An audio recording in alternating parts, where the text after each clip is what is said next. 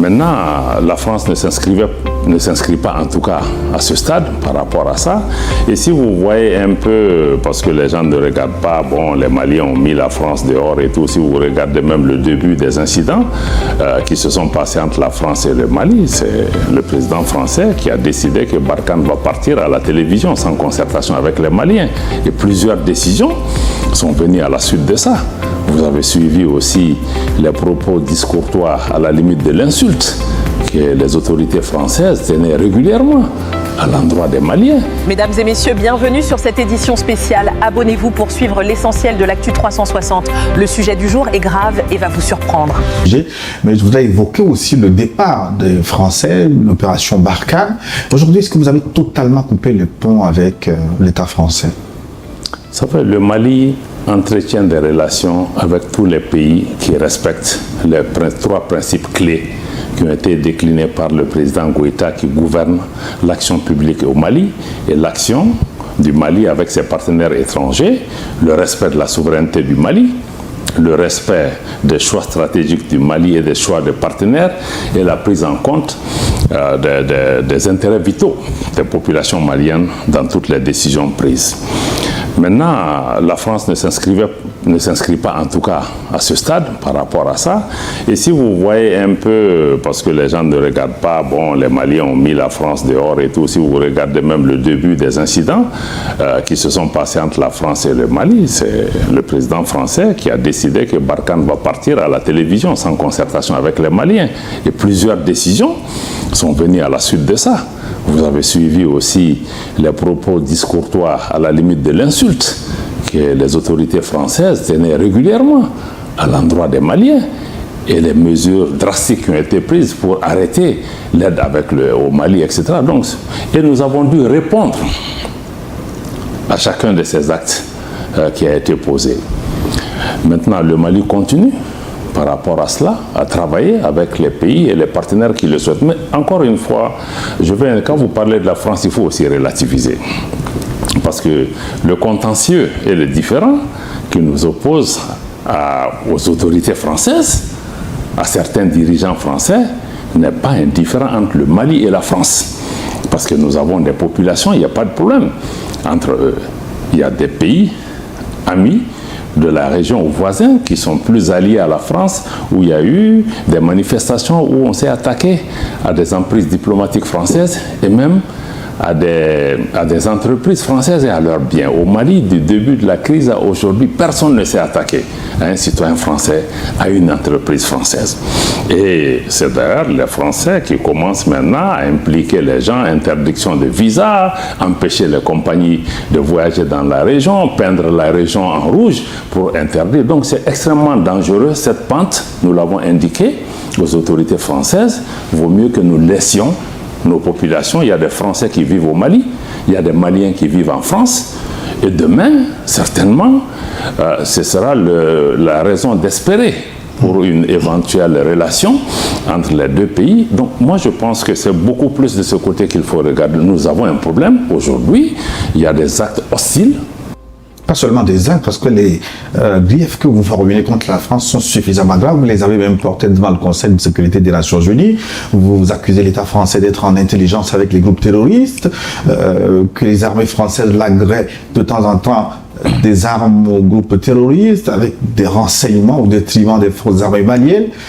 Cette plainte n'a pas encore prospéré. Mais pourquoi vous ne cherchez pas d'autres canaux pour vous faire entendre? Pourquoi vous ne déballez pas sur la place publique ce que vous reprochez à la France, monsieur le ministre? D'abord, je dois dire que nous assumons cette posture, parce que tout ce que nous disons est réel et avéré. Les autorités françaises sont dans une posture d'hostilité, d'agressivité, et des actes de déstabilisation sont quotidiens. Maintenant, les uns et les autres peuvent toujours se poser la question, ou on nous a posé souvent cette question, est-ce que les éléments de preuve que vous avez, d'abord, je dois dire que le Mali n'est pas membre du Conseil de sécurité, ce n'est pas nous qui décidons, nous avons porté une plainte sur le plan international, dont nous attendons toujours qu'elle puisse avoir une suite favorable. Mais maintenant, pour ce qui concerne cette question, pourquoi on n'amène pas par exemple ces éléments sur votre plateau de télévision? Parce que nous sommes un État. Nous ne sommes pas en train de faire la délation. Nous avons un pays qui est membre du Conseil de sécurité des Nations Unies, membre permanent, qui a des responsabilités internationales, qui s'adonne à des activités sur le terrain au Mali qui sont incompatibles avec ce statut de membre permanent du Conseil de sécurité des Nations Unies. C'est que nous avons demandé l'activité. Mais le soutien à des groupes terroristes, les liens qu'il y a. Mais nous avons montré de mille manières, même il y a eu des avions qui ont pénétré notre espace aérien, qui sont pris des groupes terroristes. Dans le communiqué du gouvernement, l'ensemble de ces ans, il y a des fournitures d'équipements à des groupes terroristes. Il y a plusieurs activités de cette nature qui ont été clairement déclinées dans un communiqué officiel du gouvernement. Et nous avons indiqué qu'en plus de ça, nous avons des éléments matériels. Ce que nous souhaitons, c'est une séance solennelle. Parce que le Conseil de sécurité, quand ça se réunit, c'est documenté et ça reste pour l'histoire. Donc ce n'est pas aller mettre dans des journaux, mais nous souhaitons que dans une instance internationale où les responsabilités sont situées, qu'on puisse regarder est-ce que ce membre du Conseil de sécurité mérite la place qu'il tient au niveau du Conseil de sécurité. Est-ce que ses actions sur le terrain de défense des droits de l'homme, de protéger la paix et la stabilité sont conformes avec le mandat qui lui est donné en tant que membre permanent du Conseil de sécurité. Ce sont ces éléments qui justifient la posture du Mali. Eh bien, vous faites dos à la France pour embrasser la Russie. Est-ce qu'elle vous donne satisfaction, la Fédération de Russie, dans le partenariat que vous avez noué avec Pour moi, ce n'est pas faire dos à la France. On a tiré les conséquences d'une relation qui ne donne pas satisfaction, qui ne respecte pas nos valeurs, qui ne respecte pas notre dignité, notre souveraineté. On en a tiré les conclusions. Maintenant, la Russie dont vous parlez n'est pas un nouvel acteur au Mali. Aux premières heures de l'indépendance du Mali déjà, notre pays entretenait des relations de coopération économique, commerciale et même militaire. Avec la Russie, beaucoup de sociétés, entreprises d'État au Mali ont été établies grâce à la coopération avec la Russie. L'armée malienne, son équipement de façon historique et la formation du personnel a été essentiellement faite de l'époque de l'ancienne URSS à aujourd'hui. Maintenant, face à la situation à laquelle nous étions, dans laquelle nous étions, donc nous avons choisi de raviver cette coopération parce que c'est un pays qui, de notre point de vue, respecte notre souveraineté. C'est un pays qui travaille dans un esprit de partenariat gagnant-gagnant. Donc certains le disent, oui, bon, pourquoi vous quittez un maître pour aller vers un autre? Non, il faut se rappeler que la Russie n'a pas colonisé un pays africain. La Russie a plutôt aidé des pays africains à se libérer. Donc, ceux qui disent ça, je pense qu'eux-mêmes, ils ne sont pas sortis de l'esprit colonial. Parce qu'on ne cherche pas de maître. On cherche vraiment des relations de partenariat avec tous les pays qui le souhaitent. Encore une fois, le Mali n'est pas naïf. Nous savons apprécier tous les partenariats. Chaque partenariat a un plus ou a aussi des faiblesses. Mais nous cherchons sur le plan sécuritaire aujourd'hui la relation entre le Mali et la Russie, mais ce n'est pas des cadeaux qu'on fait au Mali. C'est même des relations avec le Mali et la Russie ou le Mali et Wagner? Parce qu'il vous est reproché régulièrement de contracter avec un groupe privé militaire. Bon, vous savez, ça, on ne tombe pas dans les éléments de langage de ceci. J'ai dit que le Mali a des relations avec la Russie. Ces relations comportent la fourniture d'équipements, l'assistance technique, y compris la présence de personnel militaire russe au niveau du Mali. Ce qui est important pour nous, c'est vraiment de doter les forces de défense et de sécurité maliennes de capacités qui nous permettent de répondre à la situation sur le terrain. Et aujourd'hui, nous sommes satisfaits de la collaboration que nous avons avec la Russie. Et aujourd'hui, les Maliens sont fiers des capacités qui ont été acquises par leur armée et surtout du travail formidable que l'armée est en train de faire pour protéger les personnes et les biens. Malheureusement, certains qui sont partis veulent qu'après leur départ, ça soit l'apocalypse. Ils ne diront rien de bon et ils sont en train de tout faire pour que l'expérience que nous avons de rebâtir notre armée nationale ne puisse pas marcher. Donc, ce n'est pas la préoccupation du Mali. Notre préoccupation, c'est comment répondre aux attentes des populations maliennes. Et nous le faisons, nous investissons, nous faisons des sacrifices importants. Et je voudrais, au passage, saluer l'action des hommes et des femmes des forces de défense et de sécurité maliennes qui se battent sur le terrain avec combativité, détermination et aussi un sens élevé du sacrifice. Je pense que c'est ce qu'il faut retenir.